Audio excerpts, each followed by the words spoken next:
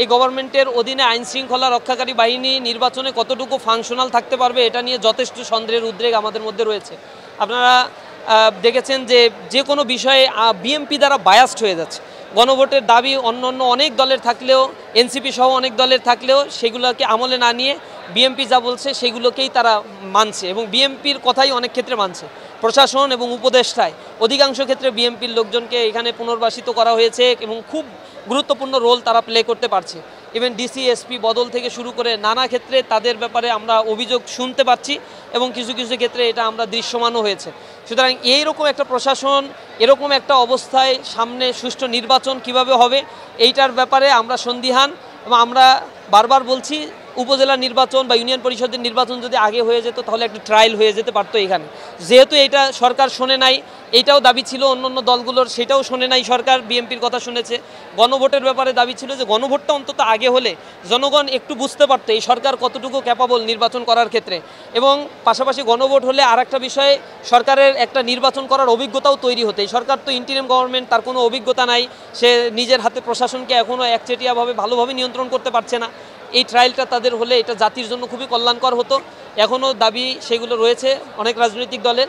আমরাও বারবার বলছি গণভোটটা খুব দ্রুত হওয়া উচিত এবং এটা জাতীয় নির্বাচনের সাথে অ্যালাই হয়ে গেলে জাতীয় নির্বাচনে যে ধরনের পেশি শক্তির ব্যবহার বিএনপির পক্ষ থেকে করার প্রস্তুতি তারা নিচ্ছে, সন্ত্রাসীদেরকে তারা অ্যাকোমোডেশন করে ফেলছে। ইতিমধ্যে আপনারা দেখছেন বিএনপির হাতে প্রায় 200-এর কাছাকাছি নিজের দলের নেতাকর্মীকে হত্যা করা হয়েছে এবং বিএনপির নেতাকর্মীরা একজন আরেকজনকে খুন করে ফেলছে। বিএনপির রিমার্কেবল অনেক বড় বড় নেতারাই মানে আন্তঃকন্দলে অথবা সন্ত্রাসীদের হাতে নিহত হয়েছে। সুতরাং তারা নির্বাচনের আগ পর্যন্ত যে কোন অবস্থার সৃষ্টি করবে, আবার নির্বাচনে তাদের 231 বা 37টা ক্যান্ডিডেট ঘোষণা করা হয়েছে, সেখানে প্রায় 50%-এর কাছাকাছি অসন্তোষ এখনও দানা বেঁধে উঠছে। প্রচুর পরিমাণে গ্যাঞ্জাম ফ্যাসাদ সেখানে চলছে, তারা মানছে না, তাদের নেতার বিরুদ্ধে স্লোগান দিচ্ছে। সুতরাং এই দলটা কতটুকু নির্বাচনে মানে লেভেল প্লেইং ফিল্ড তৈরিতে গুরুত্বপূর্ণ ভূমিকা রাখবে এটা সন্দেহের উদ্রেক করে। গভর্নমেন্টের এই ব্যাপারে আরও শক্তিশালী হওয়া উচিত এবং গণভোট আগেই দিয়ে জনমনে একটা আশার সঞ্চার করতে এটা গুরুত্বপূর্ণ ভূমিকা রাখবে। সরকারের প্রতি এটা আমাদের আহ্বান। বারবার আমরা এই কথাগুলো তাদেরকে আহ্বানমূলক কথাগুলো জানাচ্ছি, কর্মসূচি পালন করছি। আমাদের যে কার্যক্রমগুলো 77 সালে প্রতিষ্ঠার পর থেকে আমরা করে আসছি তারই একটা ধারাবাহিকতায় 5 আগস্টের পরে ক্যাম্পাসগুলোতে যখন আমরা দেখানোর সুযোগ পেলাম, ছাত্ররা আমাদের এই কাজগুলো অ্যাকসেপ্ট করেছে। এবং শুধু এইটা এরকম না যে এই 5 আগস্টে বা 2025 সালে এই ঘটনা ঘটছে। 90-এর দশকে বা 80-র দশকে ইসলামী ছাত্র শিবির যখন তাদের গঠনমূলক কার্যক্রম পরিচালনা করেছিল তখনও চিটাগাং ইউনিভার্সিটি, রাজশাহী বিশ্ববিদ্যালয়, বিভিন্ন সরকারি কলেজ তখন ছিল। এই কলেজগুলোতে নিরঙ্কুশভাবে ইসলামী ছাত্র শিবির তখনও প্যানেল সহ বিজয় অর্জন করেছিল। Comilla Victoria college, Khulna commerce college, BL college, Sundarban college, KC college, MC college, Chittagong college, সকল কলেজে ইসলামী ছাত্র শিবির তখন প্যানেল সহ এরকম ভূমিধস বিজয় পেয়েছিল। তারই পুনরাবৃত্তি আবার আমরা 2025-এ এসে দেখেছি। কারণ ইসলামী ছাত্র শিবিরের এজেন্ডা কার্যক্রমগুলো ছাত্ররা পছন্দ করে।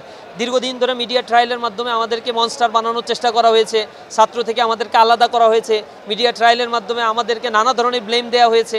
এই জিনিসগুলো যখন ছাত্ররা আমাদের কাছে এসেছে, আমাদেরকে দেখার চেষ্টা করেছে, তারা বুঝতে পেরেছে। আমরা আশা করি সামনে যে ছাত্র সংসদগুলো হবে, আরও যশোর জগন্নাথ বিশ্ববিদ্যালয়ের ছাত্র সংসদ সামনে রয়েছে, সাস্টের ছাত্র সংসদ রয়েছে, এর বাইরেও বেগম রোকেয়া বিশ্ববিদ্যালয় থেকে শুরু করে আরও অনেক ছাত্র সংসদ রয়েছে। ইনশাল্লাহ এই প্রত্যেকটি ছাত্র সংসদেই ইসলামী ছাত্র শিবির পূর্বের ধারাবাহিকতা বজায় রেখে ভালো ফলাফল করবে, এ ব্যাপারে আমরা শতভাগ আশাবাদী ইনশাল্লাহ। আর এই নির্বাচনের ফলাফল নিঃসন্দেহে আমাদের জাতীয় জীবনে একটা বড় ধরনের প্রভাব রাখবে। জাতীয় নির্বাচনে এর বিশাল এক প্রভাব পড়বে বলে আমরা মনে করছি।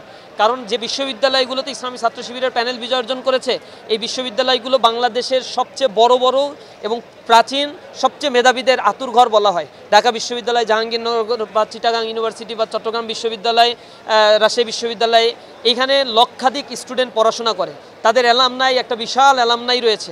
সুতরাং এই বিশ্ববিদ্যালয়ের শিক্ষার্থীরা যেহেতু ইসলামের পক্ষে এবং কল্যাণের পক্ষে মতামত পেশ করেছে, নতুন বন্দোবস্তের ব্যাপারে তারা সচেতন হয়েছে, আমরা মনে করি এই ধারাবাহিকতা নিয়ে বাংলাদেশের মানুষের মধ্যে একটা বড় ধরনের পরিবর্তন এসেছে। তারা সামনে নির্বাচনে তারা যখন ভোট প্রয়োগ করবে তখন দেখবে এই দেশের জন্য কারা কল্যাণকর, চাঁদাবাজি কারা করে না, টেন্ডারবাজি কারা করে না, দুর্নীতি কারা করে না, ধর্ষণ কারা করে না, এই মানুষদেরকেই তারা তাদের নেক্সট জাতীয় নির্বাচনে বাছাই করে নেবে বলে আমাদের ধারণা এবং এর একটা বড় প্রভাব আপনারা জাতীয় জীবনে দিতে পাবেন ইনশাআল্লাহ।